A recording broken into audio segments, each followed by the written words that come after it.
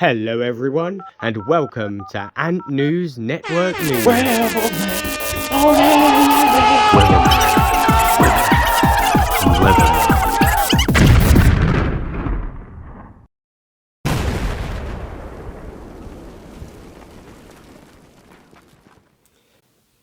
Hello everyone and welcome to a special 15 years late ANN News announcement. We're going to report on the biggest ant scam in history, which is in the billions of pounds, like if you'd believe it. And I think I read it and I was like, no way this is true. But it's true. And there's billions of dollars of money involved. So let's get on with the story. The year is 1999. In the Shenyang province, China, a man named Wang Fenyu sets up a traditional Chinese medicine company called Yilishen Tianzi. Yeah, I can't say it. The main ingredient for the products happened to be ants. Polyrhacus vicina, I believe. On the surface, the business looks brilliant. The perfect place to invest your life savings. Over 1 million people were convinced. Chinese celebrities and also government officials endorsed the company. Many decided they couldn't say no to such an opportunity and just threw their money at it. In just 3 months, Yang Fenyu promised a return on investments of 30%, which is pretty high. All you had to do was raise some ants. That was it. They'd send you a box of ants. You'd raise the ants.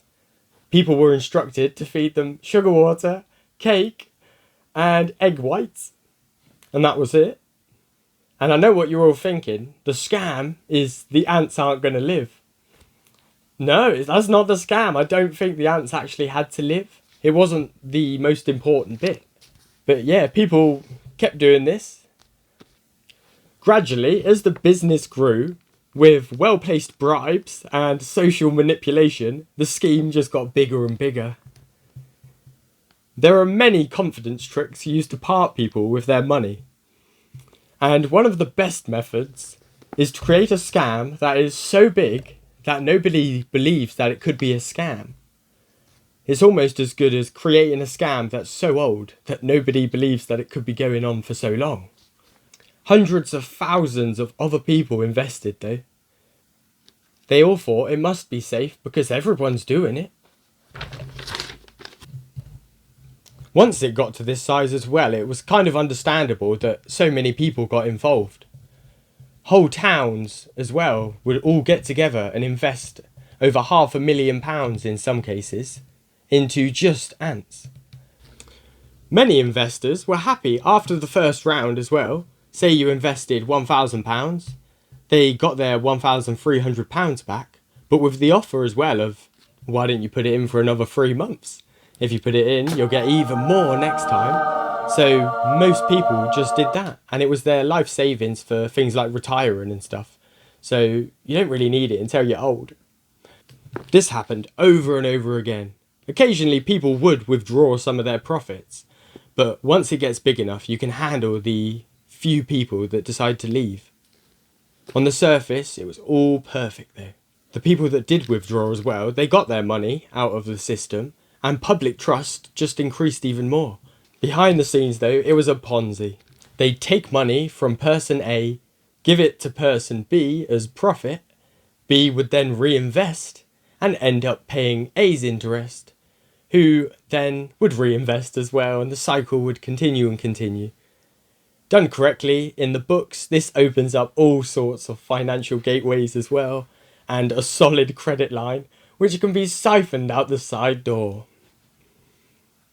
After 8 years of dodgy, but if I'm honest, he's either ridiculously skilled or ridiculously lucky scamming, nonetheless though, the scheme began to collapse.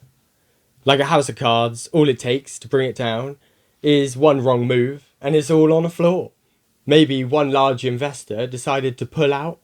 I'm not really too sure on the specifics as it's China and they don't really release a lot of the specifics.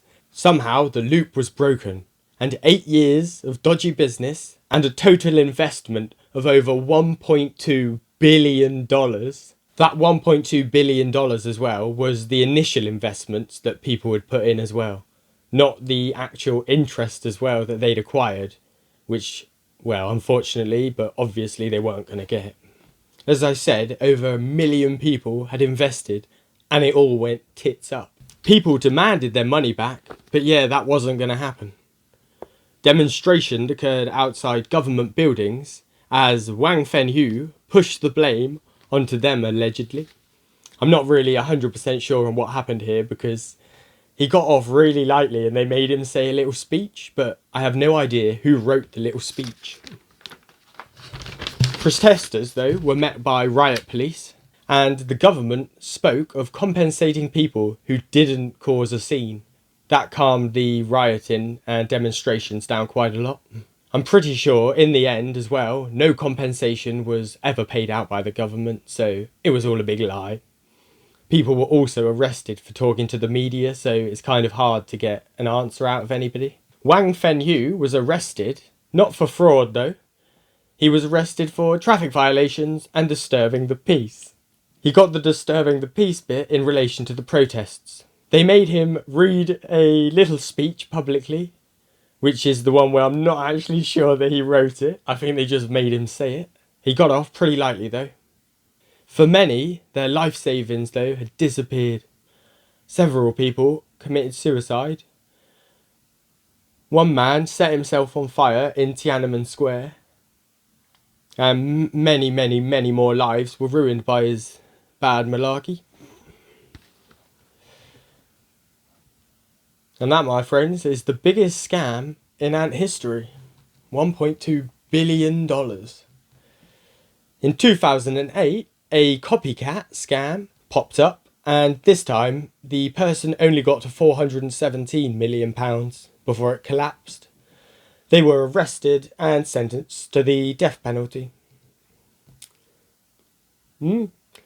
That's the end of it. The ANN News Report. Sorry for reporting it 15 years late. Until next time, I hope your ants live long and prosper. Thanks for choosing ANN News, and bye.